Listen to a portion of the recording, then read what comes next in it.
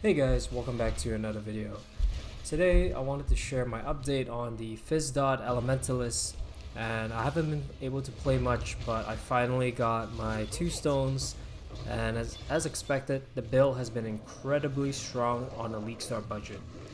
I have invested probably less than 20 chaos on the build, and it's mainly purchasing a wand and some miscellaneous gears here and there for life and resistances, but pretty much self-found gear, and it has performed all the way up to T16. Got my 2 stones, and a lot of people are complaining on the playstyle where they claim that there's a lot of buttons to press, etc.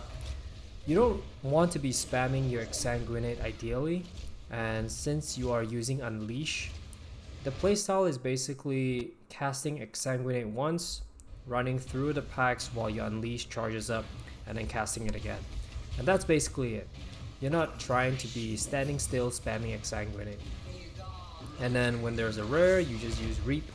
And then when there's a tanky rare or a boss, you use Vala Reap. It's pretty simple. It's a dot build, so there's a lot of kiting and running around, as you can see in these clips here. And the defenses on this build is the highlight in my opinion, because we are almost cap block and spell block, and we have Shaper of Flames for physical reduction as well as Aegis for elemental reduction. So the multiple layers of mitigation, we pretty much don't die.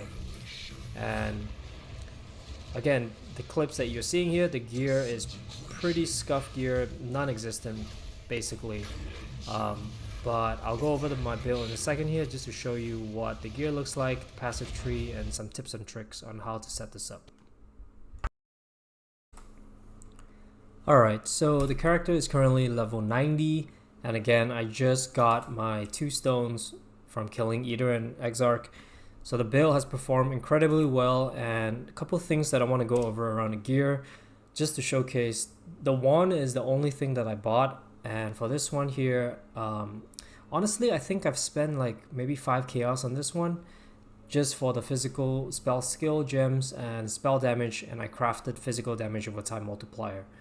I think these wands should drop in price already, especially on day 4, day 5, but if you have a Phys spell wand with an open suffix, you can just go ahead and craft physical damage over time multiplier. And you can look on the wiki. I think that you have to kill a specific map boss to unlock it. It's probably a lot cheaper than on trade where people are listing it for like 9-10 chaos. But that's the most expensive piece that I bought. Everything else is pretty much like self-found. This one here is nothing on it. It's terrible.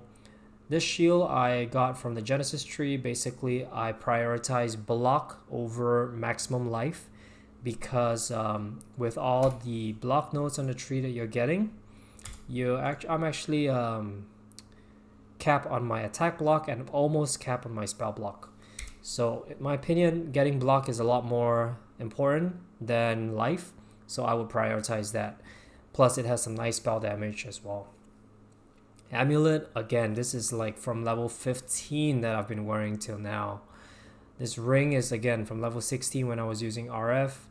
This ring here I bought actually for like 1-2 chaos with some life resistances.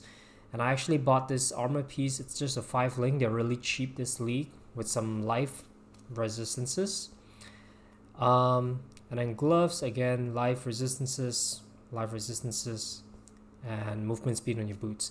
So as you can see, the gear is not even 20 chaos, I think. And the build is able to clear Eater and Exarch. Level 90. Passive tree is... well, basically grabbing Leech of the Primordial. Shaper of Flames is very powerful because of the physical conversion of fire. Shaper of Storms for shock, and finally Bastion of Elements for the Aegis. The tree is quite simple. I'm following Rutu's build, so this is what it looks like here. We're getting a lot of block everywhere, and I was able to find this jewel in the clip that you saw earlier with Primordial Bond. So I'm in the process of swapping over to my Poet's Pen setup, basically to farm Legion. So I'll post an update on that once I have more clips on that. One thing I do want to talk about on the gear is your graphs.